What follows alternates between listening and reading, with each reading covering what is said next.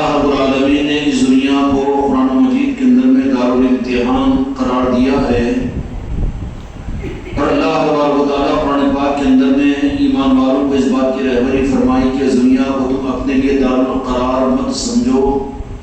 اللہ نے دارالقرار اس کو نہیں بنایا بلکہ دارالامتحان بنایا ہے۔ جو بندے اس دنیا کو دارالقرار سمجھتے ہیں وہ ہلاک ہوتے ہیں، مردود ہوتے ہیں، خدا کی نظروں سے گرتے ہیں، اور ذلت ناکامیاں ان کا مقدر بنتی ہے، اور ابد الآباد کی ہمیشہ ہمیشہ کی آخرت کی زندگی ان کی جہنم کا گہوارہ اور گھر بن جاتی ہے۔ اور جو انسان اس دنیا کو دارالامتحان سمجھ کر پہلے سبق سے لے کر اپنی زندگی کے آخری سانس تک اس کو دارالامتحان اگر سمجھتا رہے، یہ وہ دارالامتحان ہے جس کا ریپیٹن آدمی کو کرنا پڑتا ہے۔ اس لیے کہ جیسے کہ آدمی کے حیات کا ثبوت اس کی سانس اور اس کی روح ہوتی ہے، اسی طریقے سے ایک آدمی کے دین کی روح یہ ہے کہ وہ اس دنیا کو دارالامتحان سمجھے۔ یہاں پر اللہ تبارک و تعالیٰ نے اس کو دارالقرار نہیں کہ کوئی چیز یہاں پر قرار نہیں رہے گی، یہاں کی راحت، یہاں کی بیماری، یہاں کی شفا، یہاں کے اچھے حالات، یہاں کے برے حالات، یہاں کے موسم، یہاں کا شب اور یہاں کا دن اور یہاں کے اچھے اور برے حالات یہ قائم و دائم نہیں رہیں گے، بلکہ اللہ تبارک و تعالیٰ نے اس کو دارالامتحان بنایا ہے۔ بالمقابل اس کے کہ دارالامتحان میں جیسے دنیاوی اعتبار سے ایک امتحان کا دینے والا بچہ اس بات کو اچھی طرح سے سمجھتا ہے کہ امتحان گاہ میں وہ اس لیے پہنچتا ہے تاکہ وہاں پر اپنے امتحان میں کامیاب ہو کر کامیابی کو حاصل کرے۔ اگر یہ احساس ہم کو آپ کو ہو جائے کہ ہم تو یہاں پر دارالامتحان میں ہیں، بگاڑ جو پیدا ہوتا ہے وہ آدمی اس دنیا کو دارالامتحان کے بجائے دارالقرار سمجھ لیتا ہے کہ ہمیشہ رہنے کی جگہ سمجھ لیتا ہے۔ ظاہری طور پر وہ اس کو انکار بھی کر دے، اور ظاہری طور پر آدمی اس کے بالمقابل میں اپنی زبانوں کے الفاظ کو اختیار کرے، اور ظاہری طور پر آدمی اپنے آپ کو اس سے بچانے کی بھی کوشش کرے کہ ہم دنیا کو دارالامتحان نہیں سمجھتے اور دارالقرار نہیں سمجھتے، تو یہ آدمی کا خود دھوکہ کھانا ہے، دھوکہ دینا ہے۔ ہمارا اور آپ کا اپنی زندگی کا جائزہ لیں کہ کیا ہم نے بھی اپنی دنیاوی زندگی کو دارالامتحان سمجھا یا دارالقرار سمجھا؟ دارالقرار سمجھا تو اس کی پہچان یہ ہوگی کہ آدمی کا دل اس دنیا کی زندگی کی طرف پہ لگے گا، یہاں کی اچھی چیزوں کی طرف پہ لگے گا، اور یہاں پر آدمی چاہے گا کہ مجھے ایک ہی اچھے حالات کے اندر مجھے زندگی مل جائے، میں ہمیشہ ہمیشہ کے لیے اچھی زندگی گزاروں گا، اور وہ یہ کوشش کرے گا اپنے ارادے سے اور اپنی تمنا سے کہ مجھے اس دنیا سے جانا نہ پڑے۔ یہ اس بات کی دلیل ہے کہ وہ آدمی اس دنیا کو اپنے لیے دارالقرار سمجھ رہا ہے، یہ دھوکہ کھانے والا انسان ہے۔ اور قرآن مجید میں اللہ تبارک و تعالیٰ نے بندوں کو کہا کہ یہی وہ لوگ ہیں جنہوں نے ہدایت کے بدلے گمراہی خرید لی۔ کیا دنیا کے اندر میں اللہ تبارک و تعالیٰ نے یہ نہیں بتا دیا کہ دنیا کو اللہ تبارک و تعالیٰ نے دارالامتحان بنایا؟ اس امتحان گاہ میں اس دنیا میں بڑے بڑے امتحان دینے والے آ کر اس دنیا سے چلے گئے۔ وقت پر قارون بھی آیا، وقت پر فرعون بھی آیا، شداد بھی آیا، ابی بن خلف بھی آئے، اور تمہارے میرے ماں باپ بھی آئے، تمہارے میرے دادا دادی بھی آئے، تم سے پہلے اور مجھ سے پہلے تمہارے میرے آبا و اجداد بھی آئے، لیکن اس دنیا کے اندر میں وہ دارالقرار سمجھے تو دھوکہ کھائے۔ اگر اس کو دارالامتحان اگر سمجھا ہوگا تو وہ کامیابیوں کی منزلوں تک پہنچے ہوں گے۔ اور تمہارے اور ہمارے لیے بھی یہی اصول ہے کہ ہم نے اس دنیا کو اگر دارالقرار سمجھنے کا دھوکہ کھا لیا، دارالقرار یعنی ہمیشہ رہنے کی جگہ سمجھ لیا، یہ برا بھی لگ رہا ہوگا کہ ہم کہاں سمجھتے اس کو ہمیشہ رہنے کی جگہ۔ ہمیشہ رہنے کی جگہ کے سمجھنے کا مطلب یہ ہے کہ آدمی پھر وہاں پر صرف اپنے ارادے اور تمنا کے اعتبار سے وہاں پر لمبے قیام کی امید نہیں رکھے گا، تمنا اور چاہت نہیں کرے گا۔ اگر دارالامتحان سمجھے، مثال کے طور پر آپ کسی بس اسٹینڈ کے اوپر پہنچے تو بس کا انتظار کر رہے ہیں، تو آپ یہ نہیں دیکھیں گے کہ وہاں پر ایک آدمی ایک اے سی کمرے کا بھی انتظام کریں اور وہاں پر بہترین اعلیٰ درجے کے ہوٹل کے کھانے بھی منگا کر کھائے، وہ تو بس اسٹینڈ کا خلاصہ ہی نہیں ہے۔ بالمقابل اس کے کہ جو دارالامتحان نہ سمجھے اور اس بس اسٹینڈ کو عارضی نہ سمجھے، تو بہت سے پاگل وہ ہوں گے کہ جو اسی بس اسٹینڈ کے اوپر بیٹھ کر اپنے مہینوں اور اپنے ہفتوں اور اپنے سال گزار دیتے ہیں۔ اس کو یہ سمجھتے ہیں کہ یہی دارالقرار ہے، یہیں پر رہنا ہے ہمیں۔ اور کتنے مسافر ہیں جو آتے ہیں وہ یہ سمجھ کر آتے ہیں کہ یہاں پر ان کو ٹھہرنا نہیں ہے بلکہ بس کا انتظار ہے، بس میں بیٹھ کر چلا جانا ہے۔ وہ بس آ رہی ہے تو یہ دیکھ رہا ہوگا، اور ادھر سے لوگ چڑھ رہے ہوں گے بس میں تو وہ دیکھ رہا ہوگا، بس سے لوگ اتر رہے ہوں گے مسافرین کو دیکھ رہا ہوگا، اور اس کا دل و دماغ ہمیشہ اس بات پر لگا ہوا ہوگا کہ میری بس آئے گی اور جب معلوم ہو جائے گا بس تو میں اس بس پر خوشی خوشی اپنے آپ کو چڑھوا دوں گا۔ تو پھر منزل پر کون سا مسافر پہنچتا ہے جو اپنے سفر کی تیاری میں ہو، بس اسٹینڈ پر کھڑا ہوا ہو، لیکن اس بس اسٹینڈ کو اپنے لیے دارالامتحان سمجھے کہ اگر بس اسٹینڈ پہ کھڑے ہو کر اگر کوئی دھوکہ کھا لیا، چوک ہو گئی، بس آیا اور سامنے نظر انداز کر دیا اور نکل گیا، بس اپنے پوائنٹ سے نکل گئی، اب یہ چیخیں مارے چلائے، لیکن وہ اس کے لیے تو پھر اس کے منزل پر پہنچنے کا ذریعہ تو نہیں بن سکتی، بس تو اپنی منزل پر چلی جائے گی۔ اسی طریقے سے ہم اپنی دنیا کی زندگی میں اپنے آپ کو دھوکے میں نہ ڈالیں۔ ہم یہ نہ سمجھ لیں کہ اگر ہم کو یہ کہا جائے کہ ہم دنیا کی زندگی کو دارالامتحان نہیں سمجھ رہے ہیں، میرے مرید اور میری مریدان کو، میرے خلیفاؤں کو اگر یہ برا بھی لگ رہا ہوگا کہ ہم تو آخرت کی تیاری بھی کر رہے ہیں، مرنے کے بعد کی زندگی کی تیاری بھی کر رہے ہیں، قبر کی فکر بھی کر رہے ہیں، لیکن ہمارے متعلق یہ بات حضرت کیا فرما رہے ہیں کہ آج ہم اس کو دارالقرار سمجھ رہے ہیں۔ دارالقرار کے سمجھنے کا مطلب یہ ہے کہ ہمارا دل اور ہمارا انداز اور ہماری زندگی کا ذوق یہ بتائے گا کہ یہاں پر ملی ہوئی خوشی کو خوشی سے زیادہ اس کے بچانے کی فکر ہم کو ہوگی، یہاں پر ملی ہوئی صحت کو صحت سے زیادہ صحت کو بچانے کی فکر ہوگی، یہاں پر اچھی خوشیوں کے ملنے کے بعد خوشیوں کو باقی رکھنے کی فکر اس کو غم سوار ہو جائے گا کہ جو چیزیں دنیا میں مجھے اچھی ملی ہے وہ مجھ سے چھن نہ جائے، تو یہ اس بات کی دلیل ہوگی کہ اس کو دارالقرار سمجھ رہا ہے۔ اور جو دارالامتحان سمجھے، اگر اس کو وقت کا عزیز مصر بھی بنا دیا جائے اور بہت اونچا درجے اعلیٰ کوالٹی کی زندگی پیدا کر دی جائے، تو پھر وہ ایک لمحہ بھر کر بھی اس دنیا کی طرف میں اپنی زندگی کی طرف میں اطمینان کے ساتھ میں نہیں دیکھے گا، اس لیے کہ تو وہ یہ سمجھے گا کہ میں تو دارالامتحان میں ہوں، اب ہے اور چھین جانے والا ہے مجھ سے۔ اب سوچو میرے بچوں، اس دھوکے میں ہے کہ نہیں ہم اس دنیا کو دارالامتحان سمجھ رہے ہیں یا دارالقرار سمجھ رہے ہیں؟ دنیا میں جو کچھ بھی نصیب ہوا، ہماری خواہش ہماری چاہت یہ ہوتی ہے کہ باقی رہے، اس کو باقی کیسے رکھے، اس میں اضافہ کیسے ہو، تو یہ ماننا پڑے گا کہ ہم دھوکے میں ہیں، ہم اس دنیا کو دارالقرار سمجھنے والے، انجام کے اعتبار سے ناکام ہونے والوں میں ہمارا شمار ہے۔ خوش فہمی میں نہیں رہنا، کچھ نمازیں پڑھ کر، کچھ ذکر کر کے، کچھ پیری مریدی کے نظاموں میں چل کر نہیں، ہم اس دنیا کو تو دارالامتحان سمجھ رہے ہیں، دھوکے میں ہیں ہم۔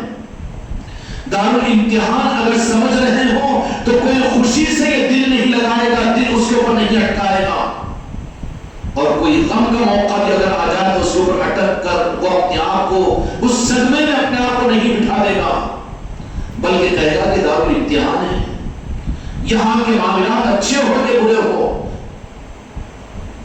فَأَمَّا بِنِعْمَتِ رَبِّكَ فَحَدِّثْ، اس صورت میں تو تحدیث سے نعمت کا حق ادا کرے گا، لیکن وہ یہ سمجھے گا کہ یہاں کے اچھے اور برے حالات رہنے کے لیے نہیں ہیں، بلکہ یہ میرے لیے تو امتحان ہے، آ کر گزر جائیں گے۔ پھر نظر جو ہوگی وہ کامیابی پر ہوگی، کامرانی پر ہوگی، اور نظر جو ہوگی وہ مقصد زندگی پر ہوگی کہ دنیا چھوٹ جائے، اولاد چھوٹ جائے اور دنیا کے سارے نظام چھوٹ جائے، لیکن مقصد زندگی کا ہم سے نہ چھوٹے۔ ہماری سانس اگر جاتی ہو تو جائے، لیکن مقصد ہماری زندگی سے نہ چھوٹے۔ جب اس مقصد پر ہماری زندگی آ جائے گی، میرے بھائیوں اور میرے بچوں، ہم اپنی زندگیوں کے اندر بھی دھوکے میں ہیں۔ مولا علی نبی ارشاد فرماتے ہیں کہ سارے انسان غفلت کی نیند سو رہے ہیں، وہ موت پر جاگیں گے، تب وہ پتہ چلے گا کہ کس دھوکے میں دنیا میں زندگی گزارے، کس دنیا کو ہم نے دارالقرار سمجھا، رہنے کی چیز۔ بچے سے پوچھو تو اس کے ذہن میں تو یہ ہوگا کہ بوڑھا ہو کر ہی تو اس دنیا کو چھوڑوں گا، جوان ہو تو اس کے ذہن میں یہ ہے کہ بڑھاپا آئے گا، ہاتھ میں لکڑی تو اس کے بعد تو جاؤں گا۔ اگر ہاتھ میں لکڑی آ جائے، بڑھاپا بھی آ جائے تو سوچے گا کہ ابھی 110 120 سال کے لوگ بھی تو دنیا میں ہے نا، اس لیے سنچری تو پوری کرنا ہی ہے پوری۔ یہ اس اپنی زندگی کے اندر بھی اپنے آپ کو اس دنیا میں دارالقرار والا سمجھ کر اپنی منزل کے اعتبار سے گمراہ ہے۔ یہ جو دارالامتحان سمجھے اس کا رخ کیا ہوگا؟ وہ یہاں کی خوشیوں سے بھی خوشیوں میں اٹکنے والا نہیں ہوگا، اور یہاں کے حالات اور آلات میں بھی، یہاں کے صحت و بیماری میں بھی، اور یہاں کے نامساعد حالات میں بھی اٹکنے والا، شکایت کرنے والا نہیں ہوگا، بلکہ کہے گا کہ یہ امتحان گاہ گزر جانا ہے۔ پھر نظر کہاں پر رہے گی؟ نظر مقصد پر رہے گی کہ مقصد زندگی کا نہ چھوٹے ہاتھ سے، چاہے دنیا چھوٹ جائے، چاہے زندگی چھوٹ جائے، لیکن مقصد زندگی جو ہے وہ نہ چھوٹے۔ ایسے ہی بندوں کے بارے میں اللہ تبارک و تعالیٰ نے قرآن مجید کے اندر فرمایا، قرآن مجید میں اللہ تبارک و تعالیٰ نے فرمایا لا يستوي اصحاب النار واصحاب الجنہ اصحاب الجنۃ هم الفائزون، کہ حقیقی کامیابی اور فوز کو حاصل کرنے والے وہ بندے ہیں کہ جن کو ہم اس دنیا کی زندگی میں امتحان سے گزار کر کامیابی کی سند ادا کر دیتے ہیں۔ کامیابی کی سند ہے کیا؟ کامیابی کی سند کسے کہتے ہیں؟ کامیابی کی سند کا مطلب کیا ہے؟ کامیابی کی سند تو قیامت میں ملے گی، اللہ راضی ہو جائے گا تو یہ بات نہیں۔ اللہ تبارک و تعالیٰ نے کامیابی کی سند کو دنیا میں قرآن و حدیث کے اندر میں بندوں کے سامنے ظاہر فرما دیا کہ دنیا میں تم اپنی زندگی سے مطمئن ہو جاؤ، تو اس کی سند یہ ہے کہ تمہارے دل کے اندر میں یہ تمنا پیدا ہو جائے گی، تمہارے دل کے اندر میں چاہت پیدا ہو جائے گی کہ میری زندگی کی سانس اس وقت تک ساتھ دے اور میری زندگی کی آخری سانس اس فکر کے ساتھ میں نکلے کہ سب کچھ ہو جائے، لیکن زندگی کا مقصد یہ ہے کہ میرے مصطفیٰ مجھ سے خوش ہو جائے۔ کیا ہو جائے؟ ابھی تو ہم بیوی کو خوش کرنے کی چکروں میں زندگی گزار رہے ہیں، ابھی تو بچوں کی خوشیوں کی چکروں میں ہیں، ابھی تو مریدوں کے خوش کرنے کی چکروں میں ہیں، ابھی تو پڑوسی اور رہنے والوں کو خوش کرنے کی چکر میں ہیں، ابھی تو خاندان اور برادری والے اور سسرال کو خوش کرنے کی چکر میں ہیں، اور ہر ایک کو خوش کرنے کی چکر میں ہیں، اور ہر ایک کی ناراضگی سے بچنے کی چکر میں ہیں۔ اس کھیل و تماشے میں تمہاری میری زندگی برباد ہو رہی ہے، ابھی حق کی طرف بھی تمہاری میری زندگی نہیں آ رہی، جو بھی ہے کہ نہیں؟ اگر ملازم ہے تو چاہتا ہے کہ میرا مالک مجھ سے خوش رہے، اولاد ہے تو یہ چاہتا ہے کہ میرے ماں باپ مجھ سے خوش رہے، اگر شوہر ہے تو چاہتا ہے کہ بیوی مجھ سے خوش رہے، اگر پڑوسی ہے تو محلے والے مجھ سے خوش رہے۔ دنیا پر مخلوق کو خوش کرنے کی چکروں میں تو زندگی میں ہے۔ کیا مطلب؟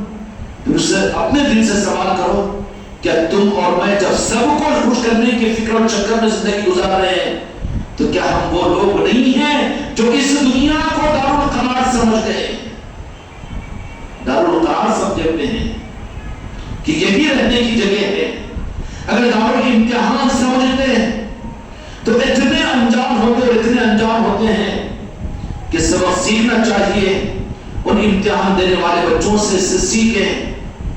کہاں ابھی تمہارے امتحان کا؟ اچھا فلاں اسکول کے اندر میں، ٹھیک ہے، ہال ٹکٹ لے کے تیاری کریں، جو اسکول میں پہنچے اور پہنچنے کے بعد میں بڑی عالیشان بلڈنگ ہے، گئے امتحان دیے، بیٹھے اور بعد سے نکل گئے، نہیں بیٹھے اور نہیں بیٹھا لیں گے اس لیے کہ امتحان کا تھی، پھر پلٹ کر نہیں دیکھے گا اس امتحان گاہ کو اور نکل کر وہاں تعریف نہیں کرے گا کہ ہمارا امتحان حال جو تھا وہ اتنا اچھا تھا، اے سی کا تھا اور بڑی بہترین کرسیاں تھی اور وہاں کے نظر و نمائش ایسے تھے، تذکرہ نہیں کرے گا۔ یا پھر 1 گھنٹے کے بعد میں ایگزامینر آپ کے پاس وہ نہیں جائے گا، دیکھ کر کٹ نہیں نکلے گا۔ امتحان کے لیے بیٹھے تھے، نکل کے اس سے زیادہ کا کوئی تعلق نہیں۔ کیا دنیا سے بے رغبتی اور بے رخی تمہارے میرے اندر پیدا ہوئی یا دھوکے میں زندگی گزر رہی ہے؟ پھر گئے کیوں دار امتحان کو؟ گئے اس لیے کہ قانون ہے، جا کر کامیابی اسی دارالامتحان کے امتحان دینے سے ملتی تھی۔ دنیا میں ازواج کو اختیار کیوں کرتے ہیں، دنیا میں بیوی بچوں کے ساتھ میں کیوں ہے؟ دل لگانے کے لیے نہیں، دارالقرار سمجھ کر نہیں، بلکہ دارالامتحان کے لیے کہ خدا نے اولاد دی ہے ان کے حق کو ادا کرنے کے لیے، بیوی ہے اس کے حق کو ادا کرنے کے لیے، دکان ہے نفقہ ادا کرنے کی محنت کرنے کے لیے، دنیا کی محنتیں ہیں اس لیے کہ اللہ کا حکم ہے۔ پھر امتحان کیا ہے؟ امتحان میرے دوستو، میرے بھائیو، رب العالمین نے یہ فرما دیا کہ امتحان یہ ہے کہ دنیا کو بھی کرو تو میرے محبوب کے طریقے پر میں یہ چاہتا ہوں کہ تم مجھے راضی کرو، بندہ اس دھوکے سے نکل جائے کہ بندہ اور یہ حماقت کرے کہ میں اللہ کو راضی کر سکتا ہوں۔ جس اللہ کو شیطان 60 کروڑ کے سجدوں سے راضی نہیں کر سکا، کر سکا؟ نہیں کر سکا۔ بڑی بڑی عبادتوں کے کرنے والے، ریاضت و مجاہدوں کے کرنے والے، لیکن اللہ تبارک و تعالیٰ نے یہ رخ نہیں بنایا کہ بندے اس قابل ہے کہ وہ مجھے راضی کرے۔ اور کتنی دھوکے کی بات ہے کہ بندہ اس رخ پر چلے اور اس کو ڈال دیا جائے کہ اللہ کو راضی کرو، اللہ کو راضی کرو، اللہ کو راضی کرو۔ کبھی سوچا ہم نے کہ تو اپنی بیوی کو راضی نہیں کر سکتا، تو اپنے دکان کے ملازم کو تو اپنے سے راضی نہیں کر سکتا، اے پیر تو اپنے مرید کو راضی نہیں کر سکتا، اے انسان تو اپنے کسی انسان کو راضی نہیں کر سکتا۔ کس درجے کی حماقت ہے کہ حماقت کرے کہ میں اللہ کو راضی کر سکتا ہوں؟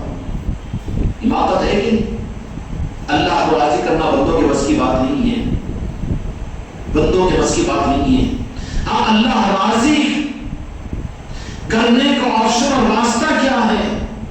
اللہ تبارک و تعالیٰ نے اپنے قریب آنے سے، اپنی رضا کے دھوکے میں پڑنے سے روک کر ہی کہہ دیا کہ تم میرے محبوب کو راضی کر دو۔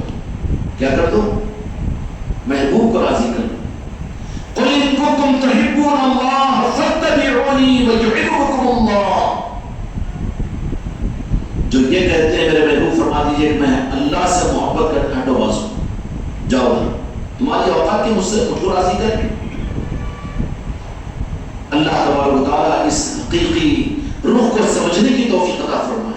بندے دھوکے میں ہیں اس بات پر کہ وہ یہ سمجھتے کہ اللہ کو راضی کر سکتے ہیں۔ اللہ کو راضی کرنا بندوں کے بس کی بات ہے۔ خدا کی قسم، خدا پاک وہ خالق و کائنات اور خالق مالک ہے، اور وہ میرے مصطفیٰ کا رب ہے کہ جس کو راضی کرنا کسی کے بس کی بات نہیں، چاہے وہ جبرائیل امین ہو کہ چاہے آسمانی ملکوت ہو۔ کیا فرشتوں کی عبادتوں سے اللہ راضی ہے؟ وہ تو ان کا مقصد زندگی ہے جو عبادت کر رہے ہیں، مقصد زندگی ہے، اس کے بغیر وہ جی نہیں سکتے، ان کی زندگی ناممکن ہو جائے گی۔ کیا خدا راضی ہو کر ان کو توفیق دے رہا ہے کہ تم ایک عبادت کرو؟ نہیں، وہ مقصد زندگی ہے ان کا۔ پھر خدا راضی، خدا کو راضی کرنے کا آپشن خدا کو بندے راضی کر سکتے ہیں۔ جو بندے تم اور میں اپنی ذات پر لو، روٹی ہوئی بیوی کو راضی نہیں کر سکتے، اور اولاد کو راضی نہیں کر سکتے، پڑوسی کو راضی نہیں کر سکتے، کر سکتے پھر چلا ہے اللہ کو راضی کرنے کی حماقت میں۔ اللہ کو راضی کر نہیں، معاملہ صرف اللہ سے، اللہ کو راضی کر لو۔ اللہ تبارک و تعالیٰ کو ضرورت نہیں ہے کہ بندے اس کو راضی کریں، اللہ بندوں سے راضی نہیں ہوتا۔ خدا پاک نے اپنی رضا کا ایک چوکھٹ مقرر فرما دیا ہے کہ تمہاری اوقات کہاں ہے کہ تم مجھے راضی کرو۔ میں تو جبار ہوں، میں تو خالق ہوں، میں تو رب ہوں، میں تو مالک ہوں، میں تو قہار ہوں، میں تو جہنم کا پیدا کرنے والا، میں آگ کا پیدا کرنے والا، اور میں فرشتوں کی سزاؤں کو ان کے دینے کا حکم دینے والا، اور میں تو وہ ہوں جو تمہاری زندگیوں کو، چراغ کو بجھانے کے لیے، تمہارے بیوی بچوں کے درمیان سے تمہیں اٹھانے کے لیے ملک الموت کو میں بھیجنے والا۔ تم مجھے راضی کر سکتے ہو؟ نہیں، راضی نہیں کر سکتے۔ پھر یا اللہ ہم کہاں جائیں؟ اللہ راضی ہو؟ ذرا تعجب ہوگا کیونکہ تعلیمات کے بالکل الگ کی ایک بات کر رہا ہوں۔ اگر یہ رمز اگر سمجھ میں آ جائے تو خدا کی قسم دل کا رخ پلٹ جائے گا۔ تو ایمان کی حلاوت نصیب ہو جائے گی. ورنہ دکان کی ایک کان سے سنو ایک کان سے چھوڑ دو اور دل و دماغ کو تحفظات کے ساتھ لے کر بیٹھو تو آندھا کھڑا چاہے 1000 نل اس کے اوپر لگا دو، ایک قطرہ گھڑے کے اندر میں نہیں آئے گا. آئے گا کیا؟ نہیں آئے گا. پھر اللہ تعالیٰ بندوں سے راضی ہو. یہ تو ہے نا کہ ہم چاہتے ہیں کہ اللہ ہم سے راضی ہو جائے، اس لیے اللہ کو راضی کر رہے ہیں، اس لیے اللہ کو ہم سے راضی کر رہے ہیں. کیا اللہ تبارک و تعالیٰ اپنے بندوں سے راضی ہوتا ہے؟ کیا اللہ کو راضی کرنے کے لیے اللہ تبارک و تعالیٰ اپنے بندوں کو سند دے گا کہ میں راضی ہو گیا ہوں تم سے؟ اس کا رخ کیا ہے؟ عام بندے ہیں، گناہگار تو گناہگار بندے ہیں، ہم اللہ کو راضی کرنے کی اوقات ہماری کہاں؟ عرض کر دیا نا، اپنے اندر میں کا کفر ختم کر دو، حماقت سے نکل جاؤ، اپنے آپ کو اس دھوکے سے اپنے آپ کو نکال لو کہ ہم بھی اس قابل ہے کہ اپنی نماز سے ہم اللہ کو راضی کر دیں گے، ہمارے روزے سے، ہمارے ذکر سے، ہمارے تلاوت سے، ہماری عبادت سے، ہماری پیر مرید سے ہم اللہ کو راضی کر دیں گے. نہیں راضی کر سکتے. پہلی مثال تو دیکھتا ہوں 60 کروڑ برس 60 لاکھ برس عبادت کر کے شیطان سے اللہ راضی نہیں ہوا، اور اربوں برس سے فرشتے عبادت کر رہے ہیں تو خدا ان سے راضی ہونے کی شرط ان کو نہیں دیتا. اور خدا راضی ہونے کا جہاں تک معاملہ ہے، خدا راضی ہونے کا مطلب اور معنی وہ نہیں ہے کہ بندے اس قابل ہے کہ وہ مجھے راضی کریں. حضرت موسیٰ علیہ السلام، ہم تو گناہگار بندے ہیں، لیکن اولیاء کون ہیں؟ اولیاء نیک بندے، اللہ کے صالحین ہیں، صحابہ ہیں. اور پھر اس میں پھر اعلیٰ درجہ انبیاء اکرام علیہ السلام، اور انبیاء اکرام علیہ السلام کے اندر بھی اولو الامر جلیل القدر انبیاء حضرت موسیٰ علیہ السلام. پوری زندگی کے اندر میں کہیں بھی نافرمانی ہوئی ہوگی؟ خدا کی قسم نہیں. انبیاء تو معصوم ہوتے ہیں، عقیدہ خراب ہو جائے گا.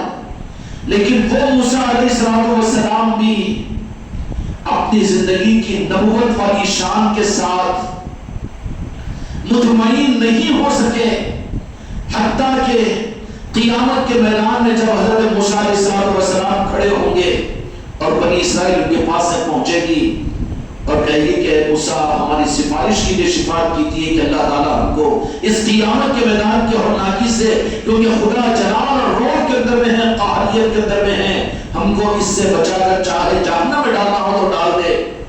موسیٰ علیہ السلام پر خدا کے جلال کا جب لفظ کا اثر ہوگا تو حدیث میں آتا ہے کہ موسیٰ علیہ السلام کے جسم کے رونٹوں سے خون کے فوارے نکلیں گے، اور کہے گا کہ نہیں، خدا کے سامنے جانے کی اور خدا کے سامنے کہنے کی موسیٰ کے پاس تو جرت نہیں ہے. کیا راضی نہیں تھا؟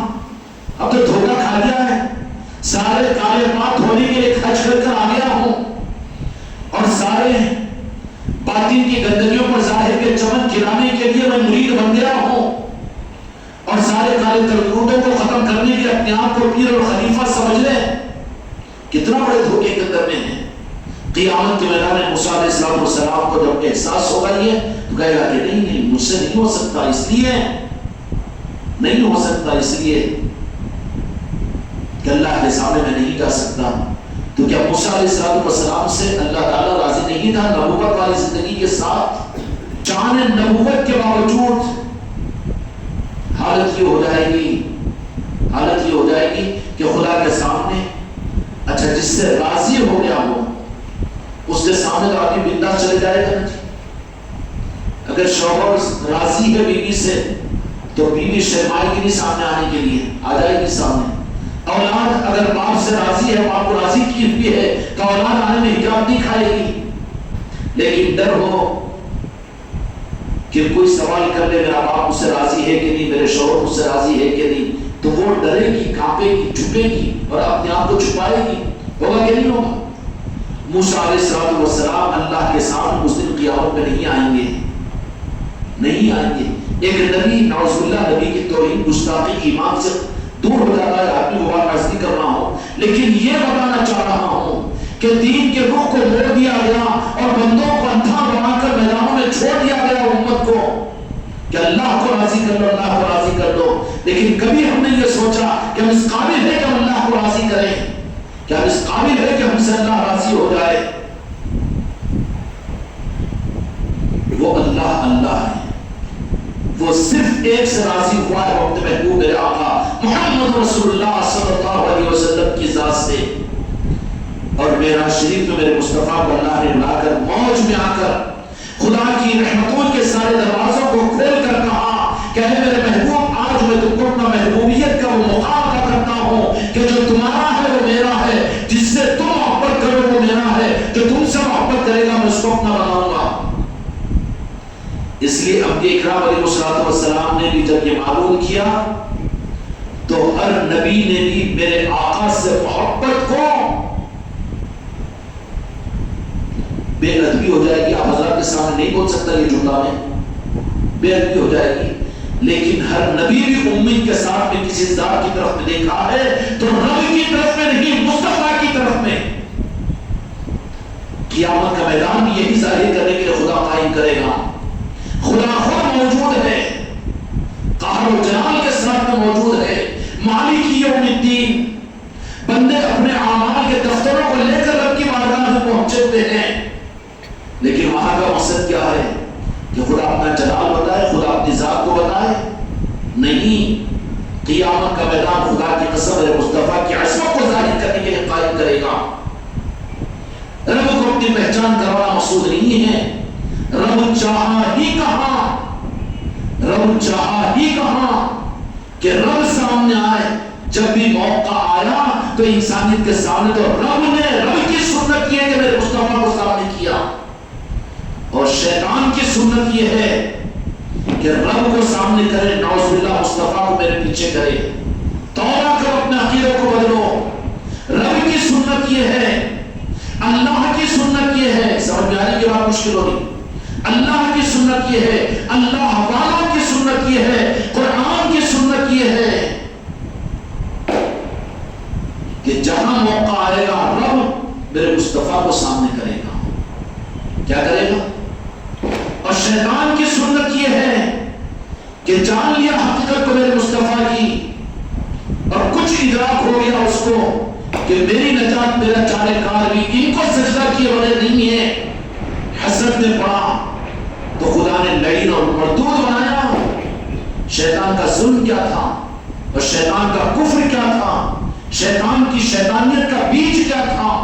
بیج صرف یہ تھا، شیطان کا بیج صرف یہ تھا شیطانیت کا کہ وہ میرے مصطفیٰ کو پیچھے کر کے اللہ کو سامنے کرتا ہے،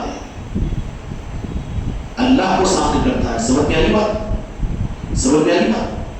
اب اپنے ایمان کا رخ دیکھ لو، تمہارے اسلام کا رخ تم دیکھ لو، اگر تمہاری نمازوں میں، تمہاری عبادات کے اندر بھی اور تمہارے دینی نظاموں کے اندر بھی تمہارا رخ یہ ہو کہ اللہ کو راضی کرنا ہے، باقی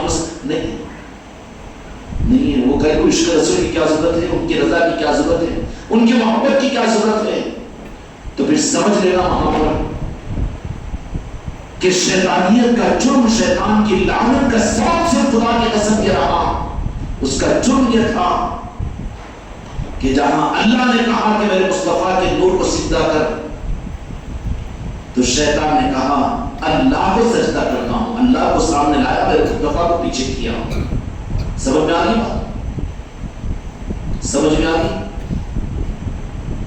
اب اللہ کا قانون یہ ہے، اللہ کی سنت یہ ہے کہ خود کو پیچھے رکھتا ہے، خود کو چھپاتا ہے، میرے مصطفیٰ کو سامنے کرتا ہے۔ کیا کرتا ہے؟ اس لیے پورا قرآن پاک تو ذالک الکتاب لا ریب فیہ ھدی للمتقین ہے کہ نہیں ہے، لیکن پورے قرآن پاک کے اندر میں اللہ نے اپنی تعظیم کا، اپنی ادب کا، اپنی توقیر کا، اپنے لیے کہا، جہاں بھی موقع ملا کہا کہ میرے محبوب یا ایھا المزمل یا ایھا المدثر، میرے کملی والے، میرے محبوب، میرے محبوب، میرے محبوب۔ تو خدا نے اپنے کو چھپایا اور اپنے کو پیچھے کیا اور میرے مصطفیٰ کو سامنے کیا۔ یہ رب کی سنت ہے، اور یہی سنت خدا کی قسم اللہ کی سنت ہے، تو اللہ والوں کے لیے سنت ہوتی ہے۔ کیا ہوتی ہے؟ سمجھ میں آ گئی بات؟ تم بھی ذکر کی مجلسیں کرتے ہوئے، خانقاہ کی پیری مریدی کے نظاموں میں چلتے ہوئے، اگر اپنے اسلام کے رخ کو صحیح نہیں کرو گے تو گمراہ ہو جاؤ گے۔ 60 کروڑ برس کی عبادت کے باوجود وہ مردود اور جہنم میں چلا گیا، تو تمہاری 50-60 سال زندگی یہ 10-20 سال کی تیوری پیڑی نیند ہوئی تھی تم کو کہاں منزل پر پہنچائے گی؟ دھوکے میں ہو تم۔ اللہ کی سنت یہ ہے کہ اللہ تبارک و تعالی جہاں بھی موقع آتا ہے وہاں پر خود کو چھپاتا ہے اور اپنے مصطفیٰ اپنے محبوب کو سامنے کرتا ہے کہ پہچانو ان کو۔ ذرا بات کڑوی لگ رہی ہوگی ہے ماحول کے اعتبار سے، کیوں کہ شوگر کا علاج کڑوی ہی دوا سے ہوگا کہ نہیں ہوگا؟ وہ اتنا تو قبول کرنا پڑے گا۔ اللہ تبارک و تعالیٰ نے صرف تمہارے ہمارے لیے قرآن پاک کو نازل کر کے یہ ایک خلاصہ نہیں دیا، بلکہ خدا پاک کا یہ قانون ازل سے لے کر ابد تک ہے۔ اللہ نے کہیں پر اپنے کو سامنے کر کے اپنے محبوب کو پیچھے کرنا خدا نے چاہا ہی نہیں، اور خدا چاہتا ہی نہیں۔ وہ ہدایت نہیں ہے، وہ گمراہیت ہے، وہ رحمان کا نظام نہیں، شیطان کا نظام ہے۔ رحمان کا رب کا نظام کیا ہے کہ وہاں پر اپنے محبوب کی پہچان کر پائے، محبوب کو سامنے کرے اور اپنے کو پیچھے کرے۔ سمجھ میں آئی بات؟ اور جن پیری مریدی میں، جس علم کے نظاموں میں، جن عبادتوں کے اندر میں کہیں پر اگر یہ بات محسوس ہو جائے کہ نہیں میرے مصطفیٰ کو چھپایا جا رہا ہے اور اللہ کی رضا اور اللہ کو راضی کرنے کو اور اللہ کو سامنے لایا جا رہا ہے، آسان ہو گیا۔ اس لیے میرے بچوں تم بھی دھوکہ مت کھاؤ، ذکر کے نظاموں کو لے کر چل رہے ہو، خانقاہ نظاموں کو لے کر چل رہے ہو، اولیاء کے نظاموں کو اور یار شریف کی محفلوں کو لے کر چل رہے ہو، چیک اپ کیا کر دو، اجاگر کرنے کی، ظاہر کرنے کی، امت کو حق دینے کی چیز اولیاء کے نظاموں کی اچھی اور سچی پہچان یہ ہے کہ کسی نہ کسی روح کے ذریعے سے انسانیت کو ان کے قلوب اور ان کے دل میں میرے مصطفیٰ کی محبت کو پیدا کرو اور میرے مصطفیٰ کو سامنے کرو۔ اگر یہ نہیں ہو رہی ہے تو اپنے پیر کو سامنے کر رہے ہیں اور تم اپنے نظام کو سامنے کر رہے ہیں اور تم بھی خوب مختلف کھو رہے ہو تو گمراہ تم بھی دوسروں کو بھی گمراہ کر رہے ہیں۔ یہ خدا کا نظام نہیں ہے، اللہ کا نظام نہیں ہے، اللہ والوں کا نظام نہیں ہے۔ اللہ والوں کا نظام تو صرف یہی رہتا ہے، اللہ والوں کا نظام اللہ کا نظام ہے۔ اصل میں کیا ہے؟ اللہ والوں کا نظام، اولیاء کا نظام حقیقت میں اللہ کا نظام ہے۔ اللہ نے اللہ کا نظام ہی یہ ہے کہ جہاں موقع آیا وہ اپنے کو چھپایا اور اپنے محبوب کو ظاہر کیا۔ آدم علیہ السلام کا واقعہ بھی کہیں شک پیدا نہ ہو جائے تمہارے اندر میں، اس لیے پورا سنو، اگر سمجھ میں نہیں آتا دوبارہ واٹس ایپ کے اوپر ایک مجلس کو سننا، ورنہ پھر کھانے کی دوا لگا لیں گے، لگانے کی دوا کھا لیں گے تو کھجا کھجا کر مریں گے۔ ارے حضرت ایسا بول دیا، ایسا بول دیا، ویسا بول دیا کہ ویسا بول دیا، مگر کھجا کھجا کر مجھے کیا کرنا ہے؟ میں ٹھیکیداری تھوڑی لیا ہوں، مگر وہ غلطی نہیں دیں گے کہ کھجانے کی، لگانے کی کھا لیے۔ اس لیے مجلسوں کو بہت سطحی لیول کے اوپر سننے کی کوشش مت کرو، بلکہ گہرائی کے ساتھ میں سنا کرو۔ اگر سمجھ میں نہ آئے تو ایک بار نہیں، دو بار نہیں، 3 بار سنا کرو، سمجھا کرو۔ اللہ تبارک و تعالیٰ کا قانون یہ ہے، اللہ نے کائنات کو، تم کو، مجھ کو، جبرائیل اور میکائیل کو، اسرافیل کو، عرش و کرسی کو، لوح قلم کو، جہنم و جہنم کو بنایا ہی اس کے لیے ہے، خدا کی قسم، کہ وہ اپنے محبوب کی محبت اور اپنے محبوب کی عصمت کو ظاہر کرے۔ اس کے علاوہ خدا کا کوئی مقصد نہیں۔ اور اس مقصد کے پورا کرنے میں رب العالمین کا معاملہ یہ ہے کہ باوجود خالق اور رب ہونے کے، اللہ تبارک و تعالیٰ نے اپنے محبوب کے مقابلے پر کبھی محبوب کو پیچھے کر کے اپنے کو سامنے اللہ نے نہیں کیا۔ اگر کوئی عبداللہ نے اور کوئی علامہ نے اور کوئی پیر صاحب نے اگر میرے مصطفیٰ کو نعوذ باللہ پیچھے کر کے اللہ کو سامنے کرنا تو وقت کا شیطان ہے، وہ وقت کا شیطان ہے، وہ اللہ پسند نہیں کرتا اس کو، اس لیے کہ اللہ کا کوئی قانون نہیں ہے۔ اللہ کا قانون ہی صرف یہ ہے کہ خلقت کو اللہ نے تخلیق جو لولا خلقت الافلاک، کہ میں نے جو خلقت کی ہے ساری دنیا کی، ساری کائنات کے اپنے محبوب کی وجہ سے کی ہے، کیوں؟ آپ کو خوش کرنے اور آپ کی پہچان کروانے کے لیے، اور یہ مقصد خدا کا اول سے آخر تک رہے گا۔ اس لیے موقع اچھا تھا، حضرت آدم علیہ السلام پر اللہ تبارک و تعالیٰ نے اپنے دست مبارک سے بنایا تو وہاں پر تو ظاہر کرنا تھا کہ میری خلاقی کو دیکھو، میں کیسا تخلیق کیا ہوں دیکھو، تھا نا؟ لیکن کیا کیا؟ سارے ملکوت کا مسجود اور کعبہ جو بنا دیا وہ میرے مصطفیٰ کے نور کو بنا دیا۔ آدم علیہ السلام کی پہچانی میں میرے مصطفیٰ کے نور کو داخل کرنے کے بعد فرمایا کہ اس نور کو تم سجدہ کرو۔ کیا مطلب؟ کہ یہ خدا کا مقصد تھا۔ تو شیطان نے سوال کیا کہ اللہ تیرے کو سجدہ تو سمجھ آ رہا یہ پتلے کو کیوں سجدہ کرنا؟ توحید کا بالکل ٹھیٹ سوال تھا یہ شیطان کا اعتراض۔ لیکن رب نے کہا کہ مقصد تو نہیں جانا، جو میرے مقصد کو پورا نہ کرے وہ میرے پاس مردود ہے۔ اگر تو اس پر بحث کرتا ہے تو معذور ہٹ جا، تیری عبادت کی مجھے ضرورت اور حاجت نہیں ہے، تیری عبادت سے میں راضی ہوں، چل تیری عبادت کو تیرے اوپر میں پھینک دیتا ہوں، اوپر مار دیتا ہوں۔ کیا کہ نہیں کیا؟ 60 کروڑ برس کی عبادت کو خدا نے ایک لفظ اوپر مار دیا۔ کیوں؟ کہ خدا کے مقصد میں شیطان فیل ہوا تھا۔ خدا کا مقصد خلقت کائنات صرف مصطفیٰ کی ظاہر کرنے کے لیے خدا نے کیا، اس لیے ذرے ذرے کو دیکھو تو میرے مصطفیٰ کو یاد کرو۔ سمجھ گئے؟ یہ اللہ تبارک و تعالیٰ کا مقصد ہے۔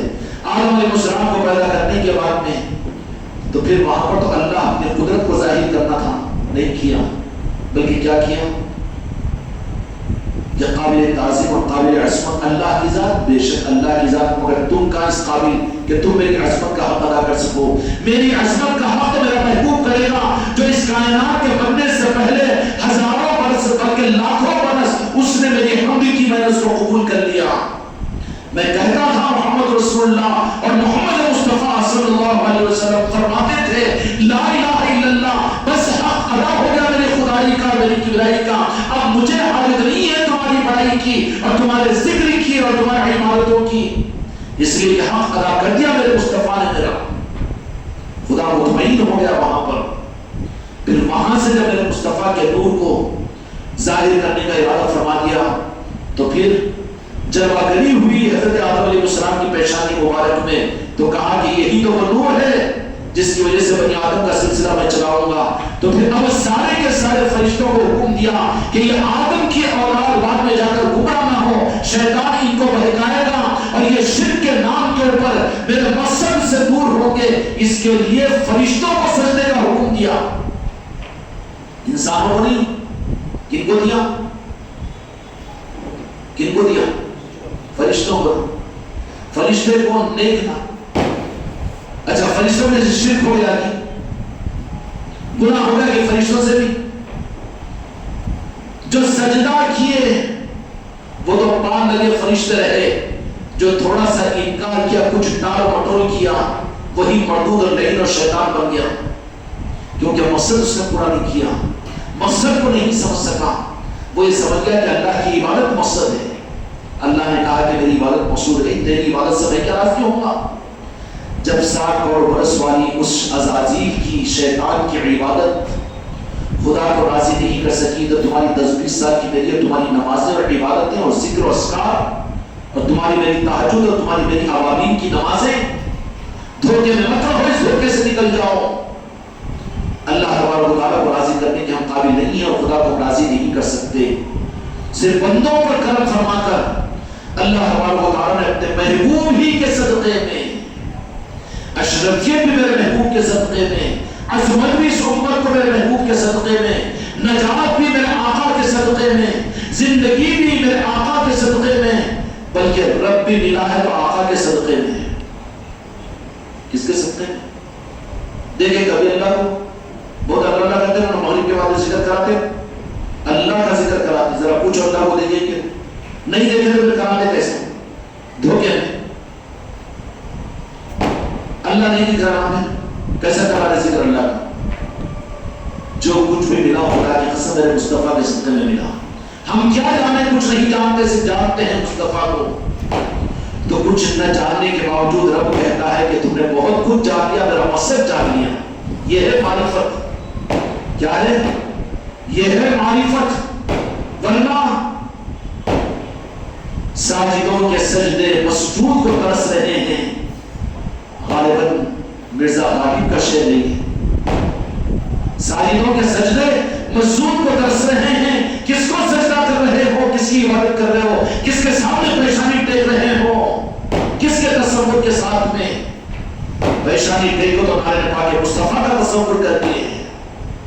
دل کو جھکاؤ تو میرے مصطفیٰ کے نارے پاک پر، نظروں میں بساؤ تو میرے مصطفیٰ کی ذات کو.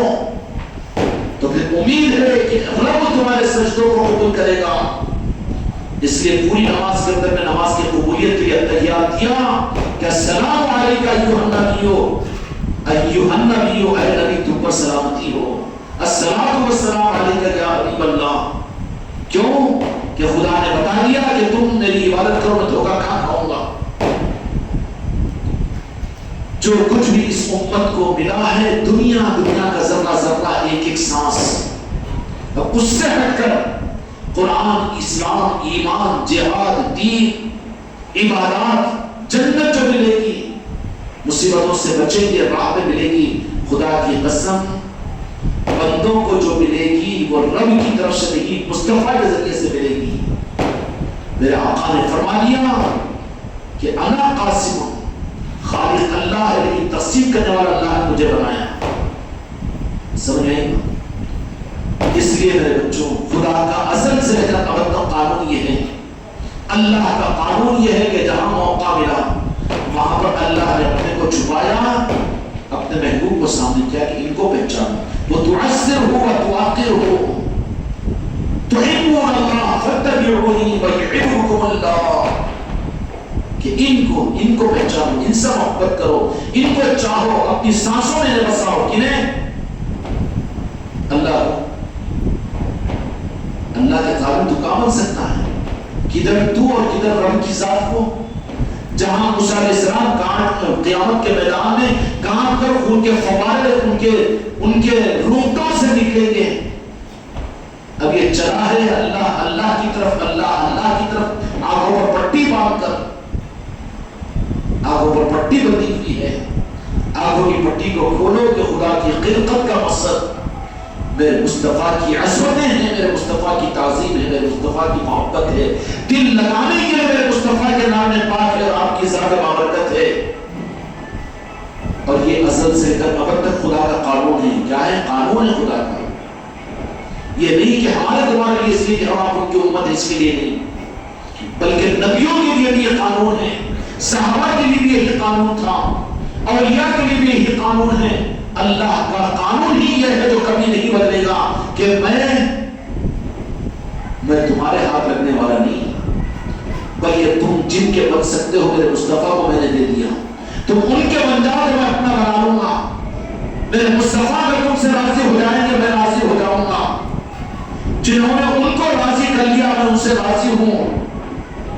اب اس کو چھوڑ کر اگر اللہ کو راضی، کتنا اچھا جملہ لگے گا. اللہ کو راضی کرو، بہت اچھا لگے گا. اللہ ناراض ہو جاتا ہے اس سے کہ تیری اوقات ہے کہ تم اس کو راضی کر سکے. ارے پنجو کے بچے، کنڈو کی اولاد، تو اپنے بیوی کو راضی نہیں کر سکتا، اپنی اولاد کو راضی نہیں کر سکتا، تو اپنے دکان کے نوکر کو راضی نہیں کر سکتا، تو اپنے مرید کو راضی نہیں کر سکتا. چلا ہے اللہ کو راضی کرنے کی تیری اوقات گمراہ ہے، شیطان ہے. پیر بھی گمراہ ہے، وہ مرید بھی گمراہ ہے، وہ خلیفہ بھی گمراہ ہے. جو اس چکر میں پڑ گیا، اے خانقاہ والوں کان کھول کر سن لو، گمراہ نہیں ہونا. یہ خدا کا نظام نہیں ہے. خدا کا نظام صرف یہ ہے، خدا کو راضی کرنے کی اوقات ہماری نہیں ہے. ہم کیا جانے خدا کی ذات کیا ہے. خدا کی عظمت کے لیے کافی ہے میرے مصطفیٰ کا خالق اور رب ہے. ہم کیا جانے خدا کی ذات کو. پھر خدا تیری رضا کو ہم ڈھونڈے کیسے؟ ہاں میں تم کو دیتا ہوں میرے محبوب کے صدقے میں، تم اپنے محبوب کو راضی کر دو. بولو خدا کو راضی کرنا آسان ہے کہ میرے مصطفیٰ کو راضی کرنا آسان ہے وہ دل کی طرف میرے مصطفیٰ کو راضی کرنے کی. سنتوں پر عمل کرتا ہے کہ وہ جنت مل جانا. مسواک کی کالی رکھ کے لوگوں کو بتاتا ہے کہ میں مسواک کر کے نماز، اچھا وہ بھی دکھانے کے لیے. تیری بیوی اگر تجھے خاندان والوں کو گانا دے کر میرے شوہر کی اتنی خدمت کرتی ہوں کہ چپل بھی ساتھ لا کے رکھتی ہوں، کپڑے بھی لا کے رکھتی ہوں، انہوں منہ دھوتے تو دکان بھی دیتی ہوں، تو دعا تو جھاپڑ مار کے بولے گا کہ تم مت کر، دانا دینے کے لیے تیرا حق ہے، وہ تجھے کرنا ہے، نہ کرنا ہو بازو ہٹ جاؤ. سنتوں کا اختیار محبت میں نہیں بلکہ اپنی جنت جہنم کے لیے، غلط رخ ہے نا، خدا ناراض ہو جائے گا۔ اس کے لیے میرے دوستوں میرے بھائیوں، معرفت کی اصل پونجی یہ ہے کہ ہمارے رات کے دل کی سوئی نعرہ پاک کے مصطفیٰ کی خوشنودی اور راضی کرنا ہو جائے۔ خدا کی قسم یہ اللہ تبارک و تعالیٰ کا ازل سے لے کر اب تک کا یہی فیصلہ ہے۔ کیا فیصلہ ہے؟ اور وہ صرف امتیوں کے لیے نہیں بلکہ نبیوں کا بھی یہی ہے۔ اس لیے ہر نبی نے میرے مصطفیٰ کی خوشنودی کو حاصل کیا، میرے مصطفیٰ کی عظمت اور تعظیم کو اقرار کیا، اپنی قوموں کے سامنے قرار کیا کہ ہے یہ ایسی شان والے کہ وہ تم کیا کہتے ہو اگر میری زندگی میں آ جائے تو مجھے بھی ان کی تابعداری کے بغیر میری نجات نہیں ہو سکتی۔ سمجھ میں آئی؟ انبیاء اکرام علیہ السلام کے لیے بھی میرے مصطفیٰ کی محبت ہی ان کے لیے اللہ کی رضا کا ذریعہ تھا۔ اور یہ چیز ذرا وزن پڑ رہی ہوگی آپ لوگوں کو، چونکہ دوسرے کتابوں کو دوسرے علم والوں کے دوسروں کے بیانات سنتے ہیں، اس لیے ذرا چیزوں کے سن لیں، اس لیے ماحول میں آیا کرو، خانقاہوں میں بیٹھا کرو، صحبتوں کو اختیار کیا کرو۔ اس کے بجائے فارمیلٹیز کی صورت میں گھنٹی بجانے کے لیے آ جانا، اس سے تو قبض ہو جائے گا، بعض اوقات تو اس کی وجہ سے نقصان ہو جائے گا کہ کھانے کی دوا بھجانے کی دوا کھانے میں استعمال کر لیے، نقصان ہو جائے گا اس سے۔ یہ تو خانقاہ والے اسی شرک کی باتیں کرتے ہیں، ہو گیا نا تمہیں، ہو گیا۔ اس لیے اللہ تبارک و تعالیٰ مجھ کو اور آپ کو اپنے محبوب کو راضی کرنے کا وہ راستہ اپنے کرم سے عطا فرمانے ہیں۔ اللہ کو راضی کرنا بندوں کے بس کی بات نہیں، لاکھوں برس کی عبادتوں پر رب راضی نہیں ہوا۔ انبیاء کی شان اور نبوت کی شان والی زندگیوں پر بھی اللہ تبارک و تعالیٰ سے خائف اور ڈر میں رہے وہ انبیاء کرام علیہ السلام، تو تم ہم 15ویں صدی کے فتنوں کے زمانے کے مسلمان اپنی تھوڑی نمازوں پر، اپنی عبادتوں پر، اپنے ذکر پر، اپنے قرآن کی تلاوت پر ہم یہ حماقت کر لیں گے اللہ کو راضی کر لیں گے، ہمارے اوقات کی بس کی بات نہیں ہے۔ روح کاٹ جانی چاہیے۔ ہاں، ہمارے لیے جو آسان ہے وہ کون سی چیز ہے؟ ان انبیاء اکرام علیہ السلام کے لیے ذرا مشکل تھی کہ ارواح عالم میں بتا دیا تھا میرے مصطفیٰ کی عصمتوں کو، تو اس کو انہوں نے یاد رکھ کر سعید روحیں تھی نبیوں کی، تو دنیا میں آ کر ان کو اپنے چھوٹوں کے سامنے اپنے بعد ظاہر میں آنے والے میرے آقا کی عصمتوں کے ظاہر کرنے میں بیعت نہیں ہوا، ان کو ان کی زبان نہیں رکی، بلکہ اپنے چھوٹوں کے سامنے انہوں نے میرے مصطفیٰ کی عصمت کا اقرار کیا اور آپ سے اپنی محبت کا اظہار کیا۔ ان کو بیچ میں تکلف نہیں ہوا کیونکہ سچے لوگ تھے اور سچوں کے سچے ہیں انبیاء اکرام علیہ السلام، اور اسی سچائی کی بنیاد پر خدا نے ان کو نبوت کے مقام پر رکھا۔ اور یہی چیز نہیں بلکہ میرے دوستوں قیامت کا میدان جب انسان پہنچے ہوئے ہوں گے وہاں پر بھی اللہ تبارک و تعالیٰ یہی چیز بتائے گا، اور کس کے ذریعے سے بتائے گا؟ قرآن سے بڑی ہدایت کی کوئی کتاب نہیں ہے کیا؟ اور پھر وہ بھی کلام الہی اللہ کا کلام ہے، اللہ سے بڑھ کر کوئی ہدایت کا کوئی ذریعہ نہیں ہو سکتا نا۔ قیامت کے میدان میں رب خود موجود رہے گا کہ نہیں رہے گا؟ اور انبیاء جیسے اللہ کے وہ خاص بندے موجود ہوں گے، وہ قومیں جو ان کا کرنا پڑ کر خدا کو مانی ہوئی ہوگی اور جنہوں نے شہادتیں اختیار کی ہوئی ہوگی اور جو تابعداری میں زندگیوں کو قربان کیا ہوگا، وہ قومیں ان کے سامنے پہنچ کر کہیں گی کہ شفاعت کیجیے ہمارے لیے، تو وہ نبی کہہ دیں گے کہ شفاعت آج ہماری نہیں چلے گی، بلکہ جاؤ خالی کملی والوں کے پاس میں، تو جہاں کے مالک محمد رسول اللہ صلی اللہ علیہ وسلم کے قدموں پر جا کر پڑھ جاؤ، ہماری اور تمہاری شفاعت آج وہی ذات کر سکے گی۔ خدا کیا بتا رہا ہے قیامت کے میدان میں؟ کیا بتا رہا ہے؟ اپنے محبوب کی عصمت کو بتا رہا ہے۔ شروع بھی وہی سے ہوا، ختم بھی وہی پر ہوگا، اور اگر تمہارا ہمارا دین اس اصل راستے کو چھوڑ کر اچھل کر بھاگے خدا کی رضا کی طرف، نہ وصل ملے نہ مثال صنم ملے۔ وصل ملے نہیں، اللہ کی رضا نمازوں سے حاصل کر لیں گے، دین سے حاصل کر لیں گے، شریعت پر چل کر حاصل کر لیں گے۔ ارے کہاں تیرا اسلام ہے؟ کہاں تو اسلام کو سمجھا؟ ابھی تو پہلا مسئلہ یہ ہے کہ تو اپنے اسلام کو، مسلمان کے لیے پہلا مسئلہ ہے کہ وہ اپنے اسلام کو سمجھے۔ وہ مسلمان کیسا اپنے اسلام کو نہ سمجھا ہو، اسلام کو نہ سمجھا ہو، مسلمان کہاں ہے وہ؟ یہ تو مذہب سمجھ رہا ہے کہ طریقہ سمجھ رہا ہے کہ خوف مجبوری کے لیے پیدا ہو گیا، اس کے لیے پڑھو جمعہ کی نماز، کرا لو ختنہ، کھا لو بڑے کا گوشت، پڑھ لو رمضان مخی اور پڑھ لو اذان بھی تو نماز جا کر، اسلام کو سمجھا ہی کہاں؟ مذہب کے نام کے اوپر مذہب کے اوپر چل رہا ہے۔ میرے بچوں، اللہ تبارک و تعالیٰ ہم اور آپ کو معرفت حقیقت عطا فرمائے۔ صرف معرفت اور حقیقت اللہ کی پہچان، اللہ تبارک و تعالیٰ کے حق کی پہچان صرف یہ ہے کہ ہم اپنی سانسوں میں اپنے محبوب کی محبت کو سجائیں۔ کیا کریں؟ ان سے کٹے ہوئے ہیں، اللہ یہی کہے گا کہ میرے مصطفیٰ کو پہچانو، اور جب بھی وقت آیا، بار بار میں اس لیے کہہ رہا ہوں کہ اپنے دل میں بٹھاؤ یہ بات کو، دجال بھی اگر آ جائے تو گمراہ نہیں ہوگے تم۔ دنیا کے بڑے سے بڑا روح ڈھالنے والا، مجھے سے اوپر چھپے پھیلنے والا بھی آ کر بڑی چخرفتاری کے ساتھ بیان اور قرآن و حدیث بیان کرے گا تو تمہارا عقیدہ خراب نہیں ہوگا۔ اللہ تبارک و تعالیٰ نے ہر وقت میں اول سے لے کر ازل تک، ازل سے لے کر ابد تک جہاں بھی موقع ملا خود کو چھپایا، اپنے محبوب کو سامنے کیا۔ اور اللہ والے بھی، انبیاء بھی وہ تھے کہ جہاں وقت آیا وہ اپنے کو پیچھے کرتے ہیں، میرے مصطفیٰ کو سامنے پہچان کرواتے ہیں۔ اور شیطان وہ ہوتا ہے، فتیر وہ ہوتا ہے، چاہے پیر کی صورت میں ہو کہ عالم کی صورت میں ہو کہ امام کی صورت میں ہو، باپ کی صورت میں ہو کہ اولاد کی صورت میں ہو، وہ دجال ہے، وہ فتنہ پرور ہے کہ جو میرے مصطفیٰ کو ظاہر کرنے کے بجائے میرے مصطفیٰ کو پیچھے کر کے پہلے خود کو سامنے کرے اور کہے کہ اللہ کو راضی کر لے، بات ختم ہو جائے گی۔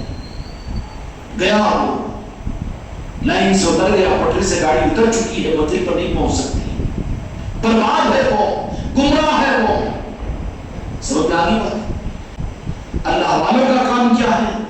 اللہ والوں کا بھی کام یہ ہوتا ہے کہ وہ خود کو بھی چھپا دیتے ہیں، اپنے مصطفیٰ کے نظام کو آگے کر دیتے ہیں۔ اپنے محبوب کو ویسے چاہنے والے محبوب سے وہ اس قابل ہے کہ ان سے محبت کرے، وہ اس قابل ہے کہ سو جانوں سے قربان ہے۔ قربان ہو، قربان کرے۔ یہ میرے مصطفیٰ کی محبت کو انسانوں میں پیدا کر دیتے ہیں۔ ان کے دلوں میں جب میرے محبوب کی اور میرے آقا کی محبت کا وہ بیج پڑ جاتا ہے تو پھر وہ تنم اور درخت ہوگا کہ کافر کفر میں زندگی گزاریں گے، لیکن قیامت کے میدان میں اللہ کہے گا نہیں، ان کو کافروں کی فہرست سے نکالو، ان کا ایمان ہمارے پاس میں حدیث ہے یہ تو، لیکن تو کافر ہیں، کرام الکاتبین نے پورے کفر کی زندگی لکھی ہے، چلو رکھو بازو، اللہ کہے گا ہمارے پاس اس کی ایمان کی صداقت ہے کہ کسی ہمارے دیوانے نے، ہمارے ولی نے اور کوئی ہمارے فقیر نے اس پر احسان کر کے ہمارے محبوب کی محبت پیدا کرا دیا تھا۔ وہ دل کے اندر میں ایک لمحے کے لیے میرے محبوب سے اس نے محبت کی تھی، اس کو جہنم کی آگ نہیں چھین سکتی۔ کافروں کا حشر ہوگا یہ، اور وہ مسلمان جو اللہ کی رضا کی چکر میں پوری زندگی گزارے اور میرے مصطفیٰ کی عصمت کو پیچھے کرے۔ اللہ بولو کہ یا رسول اللہ کیوں بولتے ہیں؟ سنتوں پر عمل کرو، بابا وہ کیوں کرتے ہیں؟ ارے بابا تیری غرض کے لیے سنتیں ہیں۔ اللہ کے معاملے کو سامنے لا کر میرے مصطفیٰ کو پیچھے کرنا، نعوذ باللہ چھپا، اللہ نے جن کو آگے کیا وہ اس کو پیچھے کر رہا ہے۔ کتنا بڑا ظالم ہے، کتنا بڑا جرم ہے، خدا کا باقی ہے یہ۔ سمجھ میں آ رہی بات؟ اس لیے آگے رہنے والی، پہچان کروائے جانے والی محبت کا مرکز، عقیدت کا مرکز، اپنی نجات کا ذریعہ، دین و دنیا، روحانیت اور ایمان اور قرآن، دین و دھرم، دنیا اور آخرت، جنت و جہنم، سب کچھ کی نسبت بھی خدا کی قسم رب نے اپنے پاس میں نہیں رکھی بلکہ میرے مصطفیٰ کے قدموں میں رکھ دی ہے۔ سمجھ میں بلکہ آخری بات عرض کر دوں، رب بھی جو تم کو ملا وہ میرے مصطفیٰ کی وجہ سے ملا، ورنہ ملتا تھا نہیں ملتا تھا۔ اب قصہ کیا رہا؟ مت بھولو، بھولنا ہی سب سے بڑی گمراہی اور شیطانیت ہے۔ جو بھلا دیں وہ مردود ہے زمانے کا۔ اس لیے ذکر کرنے اور کرانے والے اور مجلسوں میں آنے جانے والے ٹوٹ کر میرے محبوب سے محبت کا اظہار ہر جگہ کیا کرو کہ تمہیں دیکھ کر یہ پہچان لے دنیا کہ بس ان کا رخ اور ان کا مزاج اور ان کی پہچان تو یہ ہے کہ اپنے محبوب کی محبت بھی سرشار ہے۔ بناوٹ کے مکہ ربط بنو، جہاں آئے وہاں کا وہ روح اختیار کر لیے۔ یہاں کی مسجد میں آ کر یا رسول اللہ بھی آسان ہے، اور جہاں بھی گئے صلو علیک الحبیب یا حبیبی کا، وہاں پر باقی اپنی زندگیوں اپنی گھروں کے اندر ویران، یہ تو منافقت نہیں ہے۔ اس لیے میرے محبوب کی محبت کے چراغ بنو، یہی معرفت اور یہی حق ہے، اور تم نے حق ادا کیا تو پھر حق کی بنیادوں پر تمہارا حق ادا کیا جائے گا، ورنہ پھر محروم کر دی جاؤ گے، کام نہیں آئے گی کوئی چیز. سمجھ آئے؟ عاشقین مصطفیٰ کے لیے نجات ہے، عاشقین مصطفیٰ کے لیے خدا کی رضا ہے، اور جو ان کا نہیں، رب کا قانون ہے کہ وہ میرا نہیں، میرا نہیں، میرا نہیں. سمجھ میں آئے؟ پورا قرآن پاک کے میں کوئی آیت مجھے ایسی بتا دو آپ کہ اللہ نے یہ کہا ہو کہ میرے محبوب یہ میرے ہیں اس لیے آپ بھی ان سے محبت کرو. خدا کی قسم نہیں ہے. بہت دور ہے امت حق سے آج. ان کی تفسیریں، ان کی کتابیں، ان کے بیانات، ان کا علم امت کو حق سے بہت دور کر دیا ہے. تم کو ان الجھنوں میں چیلنجوں کے طرف ڈالنا نہیں چاہتے، لیکن ایک چراغ کی روشنی لے کر، دیپاولی ہی کا ایک چراغ لے کر دنیا کو عشق مصطفیٰ کا دیپ جلاؤ دنیا میں. سمجھ میں آئی نا؟ اگر وہ نہیں تو تمہاری زندگیاں برباد ہے. وہ نہیں ہے تمہارے اندر میں تو میرا پیر بننا کام کا نہیں، تمہارا مرید ہونا کام کا نہیں. میں چاہتا ہوں کہ تم میں سے ایک ایک، میری ایک ایک بچی، ایک ایک بچہ میرے مصطفیٰ کی محبت کا چراغ بن جائے، اس کی روشنی سے اپنے گھروں کو منور کرے، اپنے ماحول کو منور کرے. اور وہ کیا ہے کہ ٹوٹ کر میرے آقا سے محبت کا اظہار ہو. سمجھ میں آ رہی بات؟ اللہ تعالیٰ تم کو یہ، مجھ کو یہ حق عطا فرمائے. جن کو یہ دولت مل گئی وہی اولیاء ہیں. اولیاء کا نظام ہوتا ہے. اولیاء کا نظام میرے دوستوں، لائبریریاں قائم کرنا، تقریروں کے منڈپا سجانا، اولیاء کا کام مسجدوں کا بنانا، لائبریریوں کا قائم کرنا، مکتبوں کا قائم کرنا، اصلاح معاشرہ کے جلسے کرنا اور سیرت کانفرنس سے کرنا یہ نہیں تھا. اولیاء اللہ والوں کا کام تو صرف یہ تھا کہ میرے مصطفیٰ کی دیوانگی کی خیرات جدھر کو جاتے تھے وہ عطا کرتے تھے، اور وہ دیوانگی سے ایسے دیوانے بنا لیتے تھے. وہ عشق کی دیوانگی جب ان کے دل میں مجسمے اولیاء کی ذات میں دیکھتے تھے، ان کے قلب تک وہ پہنچتے تھے، تو ان کے اپنے پیر کامل کے وجود سے جب وہ پیر کامل کے قلب تک پہنچتے ہیں تو وہاں پر تو قلب پہ پہنچتے مرید دیکھتا کہ وہاں پر تو سوائے عشق رسول کے کچھ ہے ہی نہیں. کیا ہے؟